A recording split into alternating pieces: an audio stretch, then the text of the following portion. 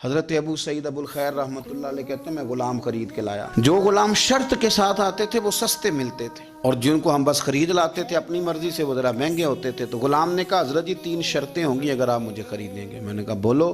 کہنے لگا پہلی شرط یہ ہے کہ میں سارا وقت آپ کی بات مانوں گا، پر اذان ہوگی تو پھر میں کسی کی بھی نہیں سنوں گا، پر میں جانوں میرا رب جانے. میں نے کہا قبول ہے. کہنے لگا دوسری شرط یہ ہے کہ دن کے وقت بات مانوں گا، رات کو نہیں مانوں گا.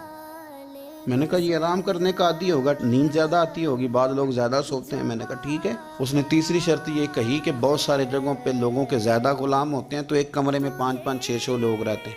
میں کمرہ علیحدہ لوں گا اکیلا، ٹوٹا پھوٹا دے دیں، پرانا دے دیں، کسی حویلی کے پچھواڑے دے دیں، پر کمرہ میں الگ لوں گا. کہتے میں نے کہا یار یہ بھی قبول ہے. میں اسے گھر لے آیا. میرے دل میں تھوڑا تھوڑا کھٹکا تھا کہ یہ کہتا ہے میں وقت پر نماز کے لیے جاؤں گا، کہیں کام چوری نہ کرے، لیکن فرماتے ہیں یہ تو کام دوسروں سے زیادہ کرتا تھا اور توجہ سے کرتا تھا اور ذوق سے کرتا تھا. 2 دنوں کا کام 1 دن میں کر جاتا. فرماتے ہیں ایک رات کسی مجبوری کے لیے مجھے کوئی پیغام آ گیا، کہیں جانا تھا. میں اور میری اہلیہ اٹھے، حویلی کے پیچھے ایک پرانے کمرے میں وہ رہتا تھا. جب ہم اس کے قریب سے گزرے تو اس کے کمرے کی عجیب حالت دیکھی کہ زمین سے آسمان تک نور ہی نور. ہم نے جب کان لگا کے سنا تو وہ رو رہا تھا اور کہہ رہا تھا مالک میرے ذمہ نہ میرے آقا کے بھی حقوق ہیں، اس لیے میں سارا دن تیری عبادت نہیں کر سکتا، صرف رات کو کرتا ہوں.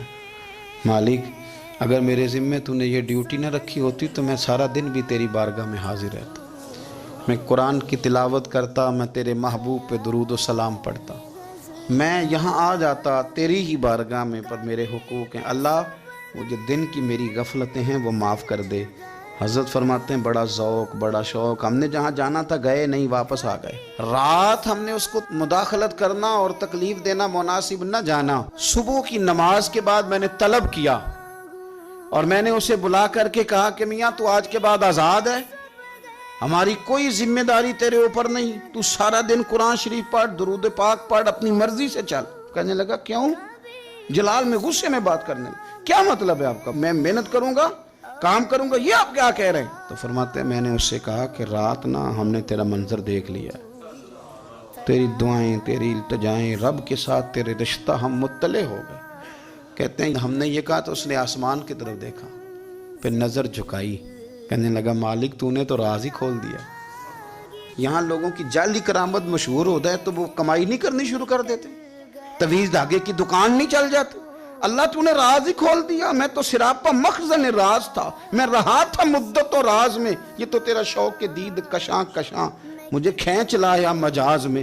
تو نے یہ کیا عجب کیا، مجھ کو بھی فاش کر دیا. میں ہی تو ایک راز تھا سینہ کائنات میں، مالک میرا بھی راز کھول دیا. اور پھر کہنے لگا اللہ یوں نہ کر، تیرے میرے پردے ہیں، ان پردوں کو نہ کھول. یہ لفظ کہے زمین پہ لیٹا، کلمہ پڑا، روح پرواز کر گئی. عرش فرشتے بانگا ملیاں، مکے پہ گئے شور. بلے شاہ اسا نہیں مرنا، اے تے مر گیا ہی کوئی ہور. اسا نہیں مرنا تے مر گیا ہی کوئی ہور.